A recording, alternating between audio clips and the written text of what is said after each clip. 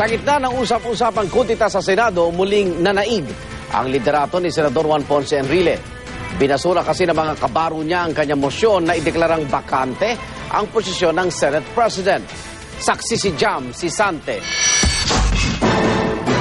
And so therefore, Mr. President, I move that the position of Senate President be declared vacant. Ito ang tahasang hiniling ni Senate President Juan Ponce Enrile sa kanyang privilege speech kanina sa gitna ng muling pag-ugong ng mga ouster plot. Giit ni Enrile, hindi raw siya kailanman nanuhol para suportahan ng mga kapwa-senador. I ask that my motion be immediately put to a vote to pave the way for Madam Miriam Defensor Santiago, Senator Antonio Trillanes, any of the Cayetano siblings, or anyone else here in the Senate who may share the same sentiments against my leadership and who may be secretly interested in this job. The chance to be nominated and to seek the majority support to be elected as the new leader of this Senate. Pero nabasura ang mosyon sa botong 11-3-2. Ang mga kaalyado ni Enrile, gayon din ang Liberal Party Bloc, hindi pinaboran ang naturang mosyon. Yes vote naman ang inihain ni na Senador Antonio Trillanes IV at Coco Pimentel, bukod pa kay Enrile. Habang nag-abstain sina Senador Joker Arroyo at Bongbong Marcos. Wala naman sa naturang botohan sina Senador Pia Cayetano at Alan Peter Cayetano na sa official business at si Senador Miriam Santiago na naka-sick leave. Sa isang panayam, iginit ni Trillanes na hindi raw siya titigil hanggat hindi naaalis sa pwesto ang nakabanggaan niya noong si Enrile. Pero we will not stop. Hindi kami natalo rito. This is just the preliminaries, ano? And ano tayo? We are more motivated now than ever.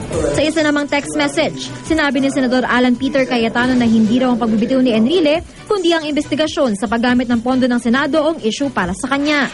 Bago ang botohan ay sinagot sa talumpati ni Enrile ang mga batikos sa kanyang pamimigay ng mga chequeng pamaskos sa mga senador at umano'y hindi pantay na pamamahagi ng dagdag pondo sa kanilang mga opisina mula sa savings ng Senado.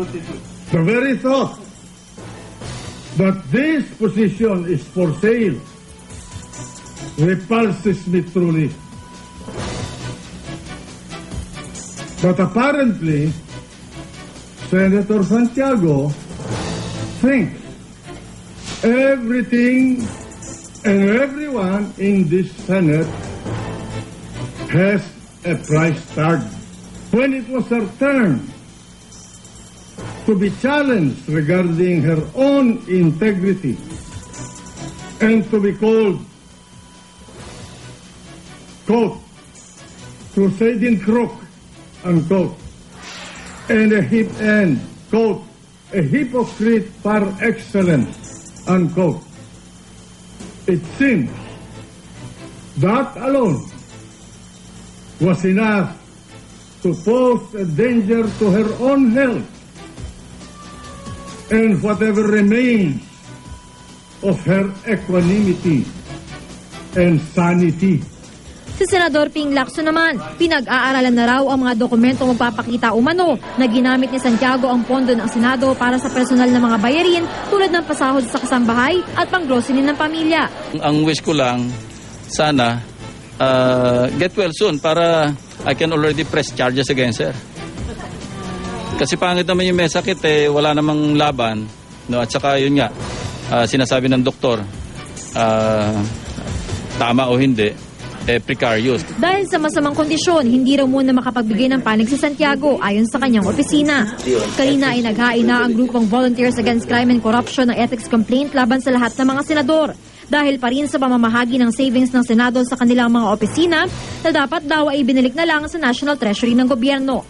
Ako si Jam Sisante, ang inyong saksi.